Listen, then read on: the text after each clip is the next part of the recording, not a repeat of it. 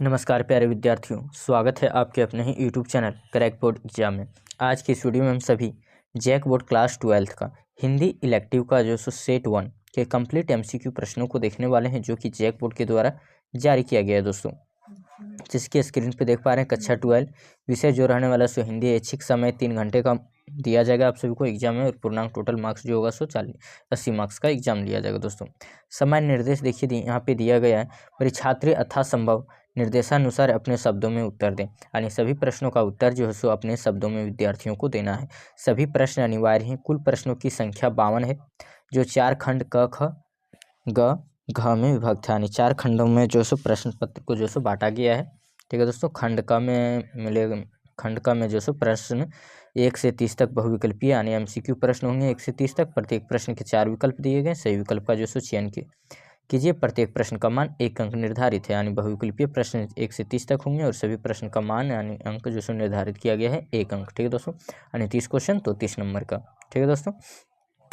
अगला खंड ख में देखिए, प्रश्न संख्या 31 से 38 तक जो सो अति लघु उत्तरीय प्रश्न है, जिसमें किन्हीं 6 प्रश्नों का उत्तर देना अनिवार्य है। प्रत्येक प्रश्न का मान जो सो 2 अंक निर्धारित है। यानी 31 से 38 तक आपके जो होंगे सो 8 प्रश्न होंगे। इनमें से सभी जो सो किन्हीं 6 प्रश्नों का उत्तर देना, और प्रत्येक प्रश्न का मान जो रखा गया है, अंक निर्धारित किया गया, सो 2 नंबर निर्धारित किया गया था। यानी यहाँ से हो जाएगा 12 नंबर दोस्तों। ठीक है। आगे देखिए, खंड ग में पूछा दिया गया है प्रश्न संख्या जो सो 39 से 46 तक लघु उत्तरीय प्रश्न है, जिनमें से किन्हीं 6 प्रश्नों का उत्तर देना अनिवार्य। प्रत्येक प्रश्न का मान जो सो 3 अंक निर्धारित किया गया। यहाँ भी 8 प्रश्न दिए गए, इनमें से 6 प्रश्नों का उत्तर देना है, और प्रत्येक प्रश्न का मान जो सो 3 अंक निर्धारित किया गया है। ठीक है दोस्तों। यानी 6 कितना हो जाएगा 18। यहाँ से आपका 18 नंबर खंड ग से। ठीक है दोस्तों। आगे खंड घ में देखिए पूछा गया दिया गया है 47 से 52 जो प्रश्न होंगे सो दीर्घ उत्तरीय होंगे। यानी ये जो सो दीर्घ उत्तरीय प्रश्न होंगे, जिनमें से किन्हीं 4 प्रश्नों का उत्तर देना। प्रत्येक प्रश्न का मान जो सो 5 अंक निर्धारित किया गया। और 47 से 52 तक 6 प्रश्न पूछे जाएंगे। इनमें से आप सभी को जो सो किन्हीं 4 प्रश्नों का उत्तर देना, और प्रत्येक प्रश्न का जो सो 4 नंबर का होगा। यानी 20 नंबर यहाँ से आप सभी का हो जाएगा। ठीक है दोस्तों। आगे देखिए खंड क में, जो कि अपठित बोध है, यानी गद्यांश दिया गया दोस्तों। निम्नलिखित गद्यांश को ध्यानपूर्वक पढ़कर दिए गए प्रश्नों के उत्तर के लिए सही विकल्प का चयन कीजिए। और यहाँ से जो सो आप सभी का गद्यांश से 4 नंबर, और फिर पद्यांश आएगा उससे 4 नंबर, 4 4 8 नंबर जो सो गद्यांश और पद्यांश दिया हुआ है, जिसे पढ़कर जो सो नीचे प्रश्न दिए गए एमसीक्यू प्रश्न, उसका आंसर देना है दोस्तों।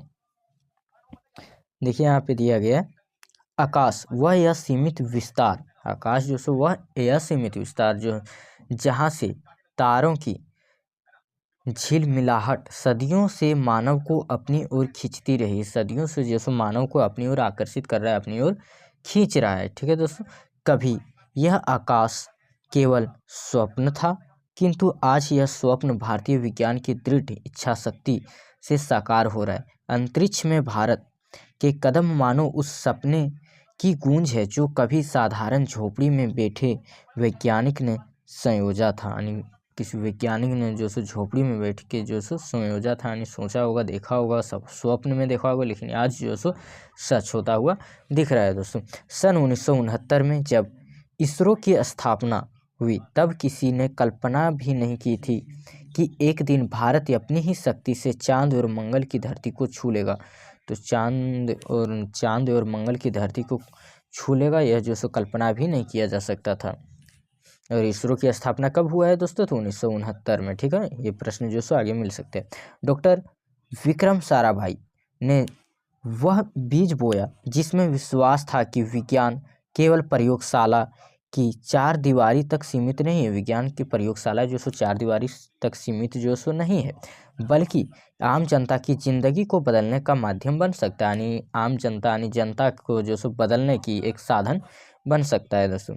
यही बीज आगे चलकर एक वट वृक्ष बना। यही जो सो बीज आगे चलकर जो सो एक वट वृक्ष बना। 1975 का वर्ष भारत के लिए ऐतिहासिक रहा, जब आर्यभट्ट उपग्रह या अंतरिक्ष में पहुंचकर अपनी चमक बिखेरी, तो मानो करोड़ों भारतीयों की आंखों में उम्मीद का नया सूरज आया।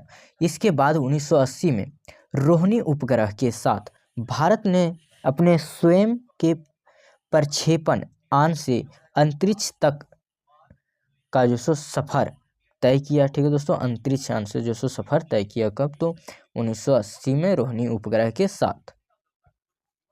यह आत्मनिर्भरता का प्रथम स्वप्न कदम था, ठीक है दोस्तों। प्रथम यानी पहला कदम था आत्मनिर्भरता का। आज अंतरिक्ष केवल वैज्ञानिक प्रयोग का क्षेत्र नहीं बल्कि भारत की पहचान बन चुका है, भारत का जो सो पहचान बन चुका है। PSLV और JSLV जैसे रॉकेटों ने भारत को वह सामर्थ्य दिया कि वह अपने साथ साथ अन्य देशों के सपनों को भी अंतरिक्ष में पहुंचा सके, अन्य देशों यानी कई देशों के जो सपनों को जो अंतरिक्ष तक पहुंचा सके। जब विदेशी उपग्रह भारतीय भूमि से उड़ान भरते हैं तो यह केवल तकनीक का नहीं बल्कि विश्वास का उत्सव होता है। विश्वास यानी विश्वास होता है कि ये जो सो अंतरिक्ष पे पहुंचेगा, संदेश चला जाएगा अंतरिक्ष तक। भारत के अंतरिक्ष अभियान में चंद्रमा और मंगल विशेष पड़ाव रहे, चंद्रमा और मंगल जो सो विशेष पड़ाव रहे। चंद्रयान 1 ने चंद्रमा की गोद में छिपे जल अणुओं का रहस्य खोला। चंद्रयान 1 ने जो सो जल का रहस्य बताया कि चंद्रमा पे जो सो जल अवेलेबल है, ठीक है दोस्तों। मंगलयान ने दुनिया को चकित कर दिया। सीमित साधनों वाला एक देश भी कम खर्च में लाल ग्रह तक पहुंच सकता है, कम खर्च में भी जो सो कहाँ तक पहुंच सकता है, तो लाल ग्रह तक, याद रखिएगा दोस्तों। और फिर आया वह क्षण जिसने भारत को विश्व इतिहास में अंकित कर दिया, चंद्रयान 3 की सफलता। चंद्रयान 3 जो कि लॉन्च किया गया था दोस्तों। चंद्रमा के दक्षिणी ध्रुव पर उतरते ही भारत ने यह सिद्ध कर दिया कि असंभव केवल शब्द है, असंभव केवल जो सो शब्द है, वास्तविकता नहीं, क्योंकि हर कार्य जो सो संभव हो सकता है, वास्तविकता नहीं। पर भारत का सपना यही समाप्त नहीं होता। भविष्य में गगनयान मिशन भारतीय अंतरिक्ष यात्रियों को लेकर अंतरिक्ष में जाएगा, अंतरिक्ष यात्रियों को जो सो लेकर जाएगा अंतरिक्ष में, ठीक है दोस्तों। आदित्य L1 सूर्य के रहस्यों को खोलेगा और आगे के अभियान मानवता को नए क्षितिजों से परिचित कराएगा। इन सब उपलब्धियों के बीच एक गहरा संदेश छिपा हुआ है, गहरा संदेश छिपा हुआ है। सीमित संसाधनों से भी यह सीमित सपने पूरे किए जा सकते हैं, यानी यह सीमित संसाधन, लिमिट संसाधन से भी जो सो यह सीमित सपने पूरे किए जा सकते हैं। भारत की यह यात्रा केवल विज्ञान की विजय नहीं बल्कि मनुष्य की अटूट आस्था, उसकी जिज्ञासा और परिश्रम का उत्सव है। अंतरिक्ष में भारतीय कदम हमें यह सिखाते हैं कि सितारे सिर्फ देखने के लिए नहीं होते हैं, वे हमें यह याद दिलाने आते हैं कि यदि हम चाहें तो उन्हें छू भी सकते हैं। सितारे जो सो केवल देखने के लिए नहीं होते, वह याद दिलाते हैं कि हम उसे जो सो छू भी सकते हैं, ठीक है दोस्तों। अब देखिए यहाँ से प्रश्न पूछा गया क्वेश्चन नंबर 1 में, अंतरिक्ष में भारत के कदम किसकी गूंज बताए गए, तो भारत के कदम जो सो किसकी गूंज बताए गए, तो वैज्ञानिकों के संयोजित सपने। तो राइट आंसर क्या हो जाएगा, ऑप्शन बी बिल्कुल सही आंसर हो जाएगा दोस्तों। अगले प्रश्न की ओर बढ़ते हैं। देखिए क्वेश्चन नंबर 2 में दे दिया गया PSLV और JSLV क्या है, तो क्या है दोस्तों, प्रक्षेपण यान है, यह जो है क्या प्रक्षेपण यान है, ठीक है दोस्तों। तो राइट आंसर क्या हो जाएगा, ऑप्शन सी हो जाएगा। अगले प्रश्न की ओर बढ़ते हैं। क्वेश्चन नंबर 3, जब विदेशी उपग्रह भारत से प्रक्षेपित होते हैं तो उसे क्या कहा गया, तो उसे जो सो क्या कहा गया, जब विदेशी उपग्रह भारत से प्रक्षेपित होते हैं तो उसे क्या कहा गया, तो विश्वास का उत्सव कहा गया। क्या कहा गया, विश्वास का उत्सव, जो कि ऑप्शन नंबर सी में दिया गया दोस्तों। तो राइट आंसर ऑप्शन सी। अगले प्रश्न की ओर बढ़ते हैं। क्वेश्चन नंबर 4 देखिए, गगनयान मिशन का उद्देश्य क्या है, गगनयान जो मिशन लॉन्च किया था इसका मेन उद्देश्य क्या था, तो अंतरिक्ष यात्रियों को भेजना। तो राइट आंसर ऑप्शन बी हो जाएगा, अंतरिक्ष यात्रियों को भेजना।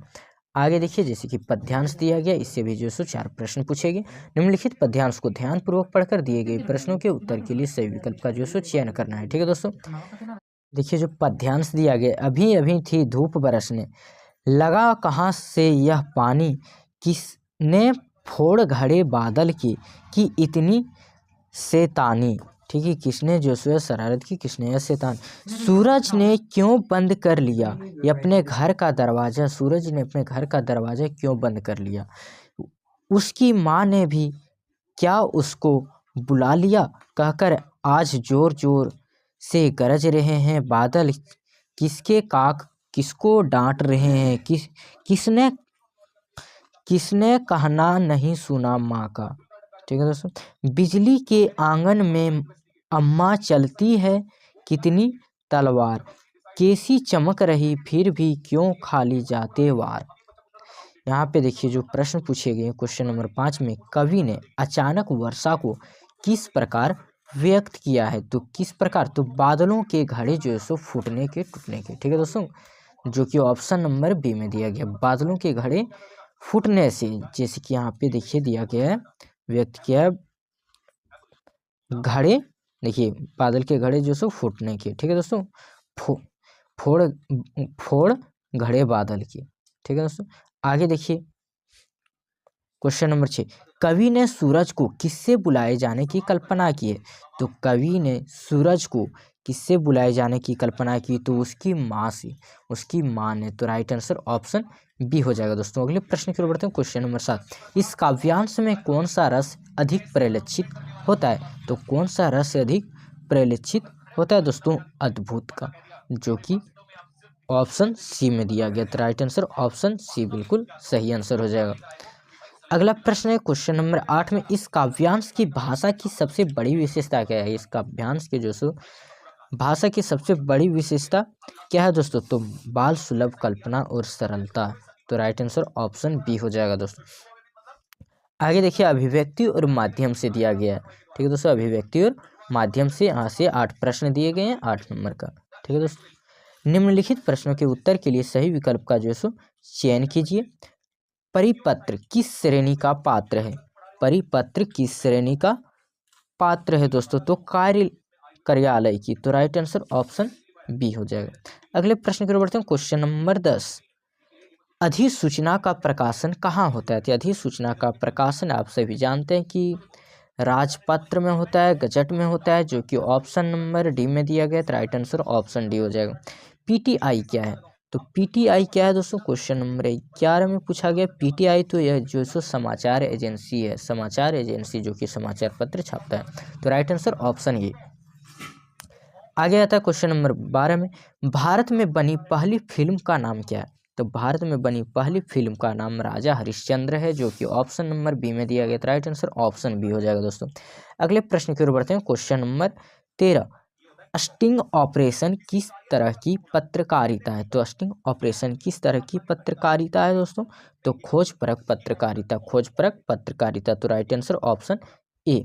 अगले प्रश्न की ओर बढ़ते हैं, क्वेश्चन नंबर 14, उल्टा पिरामिड शैली का प्रयोग किस लेखन में होता है, तो किस लेखन में होता है दोस्तों, तो समाचार लेखन में। उल्टा पिरामिड शैली का प्रयोग जो होता है सो समाचार लेखन में होता है। तो राइट आंसर ऑप्शन डी हो जाएगा। अगले प्रश्न की ओर बढ़ते हैं, क्वेश्चन नंबर 15 में, अखबार की आवाज़ किसे माना जाता है, अखबार की आवाज़ संपादकीय को माना जाता है। ठीक है दोस्तों, अखबार की आवाज़ जो है संपादकीय को। तो राइट आंसर ऑप्शन सी। अगले प्रश्न की ओर बढ़ते हैं, क्वेश्चन नंबर 16, इनमें से कौन अलग है, दैनिक जागरण या समाचार पत्र है दोस्तों। ठीक है, दैनिक जागरण क्या समाचार पत्र है, हिंदुस्तान भी समाचार पत्र है, इंडिया टुडे जो सो ये चैनल है, टीवी चैनल है, और एक प्रभात खबर, ये भी क्या समाचार पत्र। तो अलग इनमें से कौन सा हो गया, यानी ए बी सी तीनों, ए बी सी डी में अलग कौन है, तो इंडिया टुडे जो कि चैनल है, और ये सब तीन जो है क्या है समाचार पत्र है। तो राइट आंसर ऑप्शन सी हो जाएगा, इंडिया टुडे। आगे देखिए पाठ्य पुस्तक से जो सो गद्यांश दिया गया, यहाँ से भी जो सो 4 प्रश्न पूछे गए हैं। ठीक है दोस्तों, यानी बुक से यह गद्यांश लिया गया। सारी रात संभव की आंखों में शाम मंडराती रही, उसकी ज़्यादा उम्र नहीं थी, इस साल एमए जो सो पूरा किया था, अब वह सिविल सर्विसेज प्रतियोगिता में बैठने वाला था, माता पिता का ख्याल था वह हरिद्वार जाकर गंगा जी के दर्शन कर ले, तो बेख टके सिविल सेवा में चुन लिया जाएगा। लड़का इन टोटकों को नहीं मानता था। लड़का जो है इन सभी टोटकों को नहीं मानता था कि ऐसा कुछ नहीं होता है। पर घूमना और नानी से मिलना उसे पसंद था। घूमना जो है उस लड़के को अधिक पसंद था दोस्तों। अभी तक उसके जीवन में कोई लड़की किसी अहम भूमिका नहीं आई थी। लड़कियां आ तो क्लास में बाईं तरफ की बेंचों पर बैठने वाली एक कतार थी, या फिर ताई चाची की लड़कियां जिनके साथ खेलते खाते वह बड़ा हुआ था। इस तरह से जो सो बिल्कुल अकेली अनजान जगह पर एक अनाम लड़की का सदस्तन दशा में सामने आना, पुजारी का गलत समझना, आशीर्वाद देना, लड़की का घबराना, चल देना, सब मिलकर एक नई निराली अनुभूति थी, जिसमें उसे कुछ सुख और ज़्यादा बेचैनी लग रही थी। जो सो उसे ज़्यादा बेचैन हो रही थी। कौन लड़की? ठीक है दोस्तों। उसने मन तय किया कि कल शाम 5 बजे से ही वह घाट पर जाकर बैठ जाएगा। घाट पर जाकर जो है सो बैठ जाएगा। पौड़ी पर इस तरह बैठेगा कि कल वाले पुजारी के देवालय पर सीधे आँख पड़े। ठीक है, देवालय पर जो सो उसका सीधे आँख पड़े, सीधा आँख जो सो देवालय पर खुले। उसने तो लड़की का नाम भी नहीं पूछा। उसने जो सो लड़के ने जो सो लड़की का नाम भी नहीं पूछा। वैसे वह हरिद्वार की नहीं लगती थी। हरिद्वार का वो लड़की नहीं थी, कैसी लगती थी। संभव ने याद करने की कोशिश की। उसे सिर्फ उसकी दुबली पतली काय, गुलाबी साड़ी, भीगी भीगी श्याम सलोनी आंखें दिखी। उसे अफसोस था वह उसे ठीक से देख भी जो सो नहीं पाया था। कौन लड़का जो सो उसे ठीक से देख भी नहीं पाया था। ठीक है दोस्तों। पर यह तय था कि उसे हजारों भीड़ में भी पहचान लेगा। हजारों भीड़ में भी जो सो उस लड़की को जो सो पहचान लिया जाएगा। अब देखिए यहाँ से प्रश्न स्टार्ट होता है। Question number 17। माता पिता का विश्वास था कि हरिद्वार जाकर गंगा जी के दर्शन करने से क्या होगा? तो हरिद्वार जाके दर्शन करने से क्या होगा? तो प्रतियोगिता में जो सो सफलता मिलेगी। जो कि उस लड़के को जो सो ये सब टोटकों को जो सो नहीं मानता था। ठीक है दोस्तों, नहीं माता पिता का विश्वास था। तो राइट आंसर ऑप्शन क्या हो जाएगा? सी हो जाएगा दोस्तों। आगे देखिए, पुजारी ने क्या गलतफहमी थी? पुजारी ने क्या गलतफहमी की? पुजारी ने जो सो क्या गलतफहमी की दोस्तों? तो संभव को लड़की का भाई समझा। नहीं, ये तो नहीं। दंपति समझकर आशीर्वाद दिया। दंपति समझकर जो सो आशीर्वाद दिया। तो राइट आंसर ऑप्शन बी हो जाएगा दोस्तों। अगला प्रश्न क्वेश्चन नंबर 19। संभव को हरिद्वार जाने की प्रेरणा किस कारण से अधिक थी? संभव को जो सो हरिद्वार जाने की प्रेरणा किस कारण से अधिक थी? तो उसे जो सो मिलने जुलने घूमने में जो था सो अधिक पसंद करता था। कौन? संभव। ठीक है, लड़का। ठीक है दोस्तों। क्वेश्चन नंबर 19 का राइट आंसर क्या हो जाएगा? नानी से मिलने और घूमने का उसे शौक था। ठीक है दोस्तों। आगे देखिए क्वेश्चन नंबर 20। प्रस्तुत गद्यांश किस पाठ से लिया गया? तो यह गद्यांश जो भी पढ़ें, यह गद्यांश जो है किस पाठ से लिया गया था? तो देवदास, दूसरा देवदास से लिया गया था। तो राइट आंसर ऑप्शन ये हो जाएगा, दूसरा देवदास। आगे देखिए पद्यांश दिया गया जो कि बुक से है दोस्तों। निम्नलिखित पद्यांश को ध्यानपूर्वक पढ़कर दिए गए प्रश्नों के उत्तर के लिए सही विकल्प का चयन कीजिए। यहाँ से भी 4 प्रश्न दिए गए हैं। पद्यांश को जो पढ़ना है। ठीक है दोस्तों।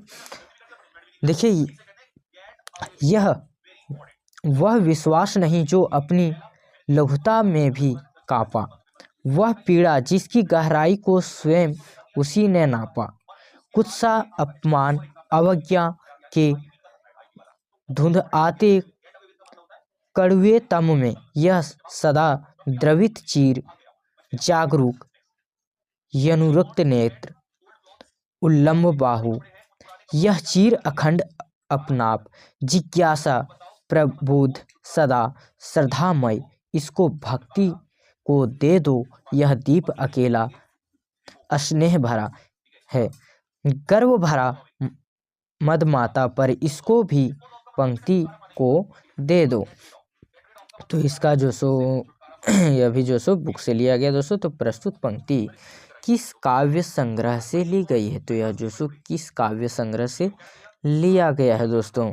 तो किससे लिया गया, तो बाबरा यहेरी से लिया गया, जो कि ऑप्शन नंबर बी में दिया गया। तो राइट आंसर ऑप्शन बी हो जाएगा दोस्तों। आगे देखिए पूछा गया कवि ने विश्वास को किस रूप में प्रस्तुत किया है। तो कवि ने विश्वास को जो सो किस रूप में प्रस्तुत किया है, तो स्थिर और अडिग के रूप में प्रस्तुत किया है। ठीक है दोस्तों, जो कि ऑप्शन नंबर बी में दिया गया। तो राइट आंसर ऑप्शन बी हो जाएगा। अगले प्रश्न की ओर बढ़ते हैं। क्वेश्चन नंबर 23, सदा द्रवित चिर जागरूक अनुरुक्त नेत्र किस गुण की ओर संकेत करता है। तो यह जो सो किस गुण की ओर संकेत करता है, तो करुणा और सजगता, करुणा और सजगता। तो राइट आंसर ऑप्शन बी। अगले प्रश्न की ओर बढ़ते हैं। क्वेश्चन नंबर 24 में पूछा गया उल्लमम बाहु का अर्थ क्या है। बंधी हुई भुजाएं, उठी हुई भुजाएं, या फिर लटकी हुई भुजाएं, या फिर कमजोर भुजाएं। तो 24 का राइट आंसर हो जाएगा ऑप्शन बी, उठी हुई भुजाएं। ठीक है दोस्तों, आगे देखिए निम्नलिखित प्रश्नों के उत्तर के लिए सही विकल्प का चयन करना है। यहाँ से जो सो 6 प्रश्न है दोस्तों।